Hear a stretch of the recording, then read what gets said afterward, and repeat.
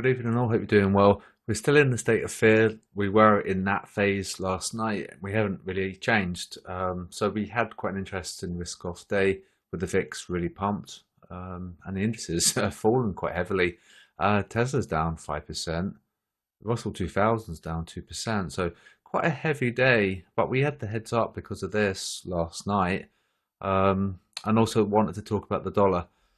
Because this DXY, the US dollar, they don't want that to go too much out of control, and because if it gets too strong, it becomes like a wrecking ball, and then it sets a lot of fear and worry and panic and stuff. So that's been under pressure. That's actually been suppressed and sedated. What we call the dollar Hulk in Discord.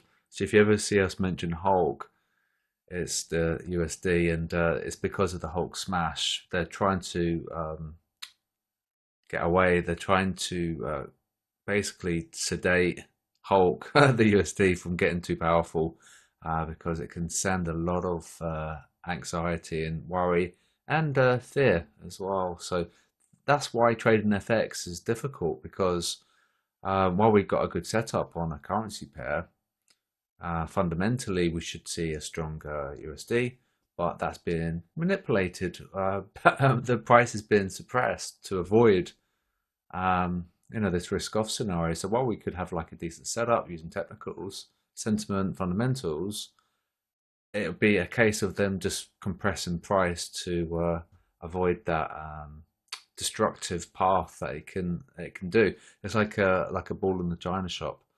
So they want to really try and avoid that, because all this porcelain in this china shop that's talking like $1 trillion. So they don't really want this ball to go and destroy all that china and porcelain. So that's why FX trading is difficult, because we've got like a decent setup, but they've manipulated the price on the DXY. And so we were looking at the DXY, and I'm looking at the close tonight. Then we can look at some setups going forward. And so I suppose that's kind of taken care of itself. We have had a big shift, and that's from DAX. So I can show you that. And there's this shifting on DAX. There was 10 people short in DAX, and there's 4 people. So we see the big reduction of bears, and they got squished, and they had their butts absolutely whooped. I never seen anything like it. I said in Discord, we're likely never going to see an aggressive short squeeze that we saw in DAX, probably forever, right? So we're talking about unprecedented moves on that particular index, and it's just gone up, not because of fundamentals, but because of the sentiment and the fact that the herd was so bearish for so long, it had to go up to punish them. So that's the reason for that. And at this rate, from where we were last week, we're going to probably go into net positive, and that will tell us that they're net long. So that's going to be a big deal on the DAX, and that's going to fall, all right? Because if we go positive, that will tell us that the herd are long, and they're normally really wrong, especially with indices, and then we're going to see that reflected in price. Okay. So it's probably easier to trade indices than it is for FX, because you can see how this really should be nicely positive, but it's not. It's being compressed. Very frustrating if you're trading FX, especially a dollar cross as well. And let's look at the QDB scores. So we know that dollar CAD, dollar Swiss are buys, and we know that Aussie USD is a sell, and I think there's pound Swiss as well, but we're very extreme on pound Swiss. So let's look at UC, dollar Swiss, and AU, and to see how the price performance has been. So today that's naughty, okay? So that shouldn't have been positive, right? And then that should have been more positive. We are slightly 0.02, but that should be more healthier. So it's been a bit of a naughty day. So that should have been negative, and that could have been more positive. Dollar Swiss was okay, to be fair, and that's actually performed quite well today. So it was slightly naughties that we were looking at dollar CAD potentially, but I want to look at the close tonight on Dixie. We can potentially do that maybe. So this is the follow-up to the video. So we are potentially on the CD leg, but I'm looking at this level here, this A level, and if we have a close tonight at below that level, it's going to probably be quite bearish for the dollar. However, we know that dollar Swiss and dollar CAD have got good scores, and they're actually buy according to the fundamentals and sentiment. All right, so we've got green, green. So let's have a look at something we can potentially look at.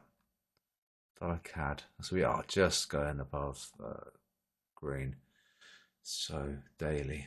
Probably what I might do, I'll have a look at the Dixie close, and then we can certainly look at some setups in the Discord. So there was an idea that I was going to post, but that would have resulted in the stop loss. So I didn't actually publish that. So we can delete this, I think. So really, I suppose we'd want to be looking to long over there, wouldn't we? Yeah. To buy above that supply with a stop there. How wide is that? It's not too bad. That isn't too bad. So we'll have a look at this tomorrow. Something like this. We're going to have this stop loss. It's quite large. It's a 46 pip stop loss. We want to get like probably a 2R on it, maybe. 2R's okay. We've got a 2R on dollar Swiss. So where does that? Let's have a look. Yeah, something like that. Well, actually, that could be good as well. At this level, that we might be able to get a good risk reward, a very good risk reward. Yeah. Yeah, so it's a 3R trade where we're going to target that low on the 10th of March 2023. So this could be a nice swing trade. This could take some time actually. Wow, yeah, potentially it could take some time to get there, but I think it could be a good long if we break this supply. So we can probably have a look at this tomorrow, but I want to look at the Dixie and how we close, because it might be quite bearish if we don't break it where we close basically. So come back to the Dixie. So just so you know, the stat line here, so we draw a line now. Yeah, that's fine. We break this down. I can change the color, make it black, make it thin. So that's the level. That's the level I'm interested in on where we close today. See the current candle. So we're quite close. I think it might be bearish, and this does match with Marco's analysis as well, and he's really, really good technical trader. So we need to be a little bit careful about our dollar positioning, I think. Don't go necessarily long dollar, because this Dixie could be a little bit bearish if we close below A, because we could be on C to D, and then we could be making this move here. So that's going to be bad for anyone who's like shorting cross dollar. We could actually be going up higher on it. All right, so that will then put the scores in a little bit of discrepancy, because we've got good scores, right? And that's based on fundamental data, sentimental data, and technical data. So it could be a bit of a funky day tomorrow. So we're going to see how we close on the Dixie. I'll then publish an idea based on this. If we do close below A, I won't look to go long on dollar CAD. Okay, and while we're talking about CAD, we can just quickly look at oil actually. And oil is really going for it. And there's the buy here, so we can draw a box. And the reason why we look at oil is it should bolster the CAD because of its export. Sorry. So there's the buy. So we, this is this goes higher. It's going to bolster the CAD, and so therefore fundamentally the dollar CAD could fall, especially if the Dixie does go on its decline. So we want to be careful of the dollar CAD, and we have actually making a buy. We're actually going below 50%. You can see, so above 50% is a sell, below is a buy, and we're currently below, so they're net short. Okay, so we could potentially come up higher, and then this is going to also be bad for Powell, and it's going to be bad for Biden as well, because the inflation's going to get higher, and it could put a bit of a spanner in the works in all the hard work that they've done on getting inflation down. If oil really propels higher because of the sentiment and fundamentals, it's going to be a big problem. Probably, well, it's also a risk-off sign as well, isn't it? So that's going to be of note. So we'll look at the dollar CAD tomorrow, but I think it could be a sell, but we'll have to have a look at it properly. There's some setups that we could potentially look for a long, but I'm being a little bit worried about this Dixie.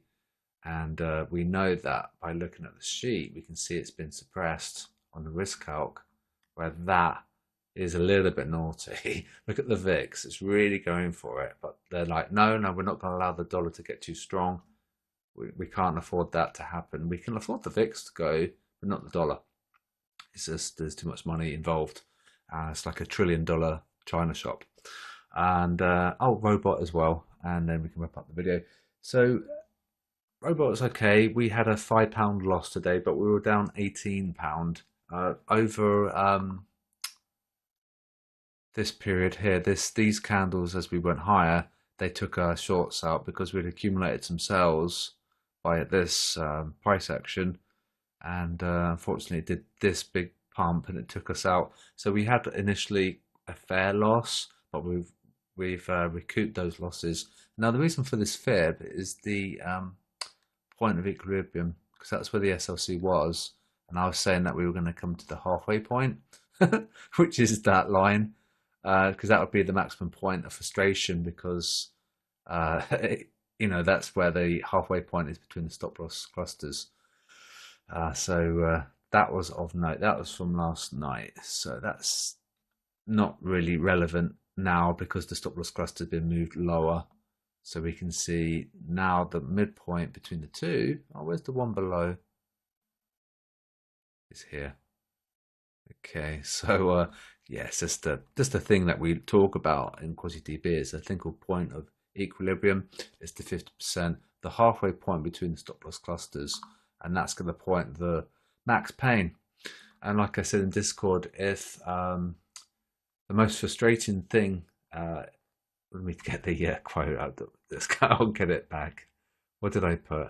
This is it. Whatever causes the maximum frustration is the likely outcome, right? And that's going to be quite true, I think. If we look at the EURUSD, it could potentially come down to the halfway point and potentially even take the SLC out. So this move here, it could have been phony.